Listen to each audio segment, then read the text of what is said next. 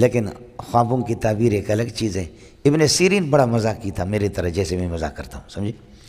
تو حضرت اقدس، لیکن وہ میرے طرح سے زبان اس کی نہیں تھی، ہماری زبان کو بس آپ لوگ دعا کریں۔ السلام علیکم ورحمۃ اللہ وبرکاتہ۔ امید ہے کہ سب دوست خیریت سے ہوں گے۔ مولانا منظور مینگل صاحب کی بیان کو سماعت فرمائیں۔ خواب دیکھا ہے، تم لوگ جا کر کے ابن سیرین سے پتہ کرو، لیکن میرا نام ابن سیرین کو نہیں بتانا۔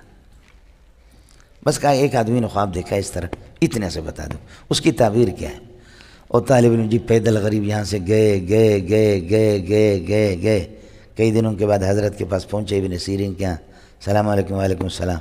کیسے آنا ہوا؟ فرمایا کہ دور دراز علاقوں سے آئے ہیں، اور ایک آدمی نے ایسا خواب دیکھا، ملک الموت کو دیکھا، اپنی زندگی پوچھی، ملک الموت نے یہ جواب دیا ہے، دا پنزا، پھر چلا گیا۔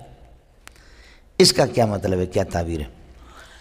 امام مالک رحمۃ اللہ علیہ، اس نے ابن سیرین نے کہا کہ بندہ کون ہے جس نے خواب دیکھا؟ انہوں نے کہا کوئی بھی ہو، اس لیے کہ استاد نے منع کیا تھا کہ میرا نام نہیں بتانا۔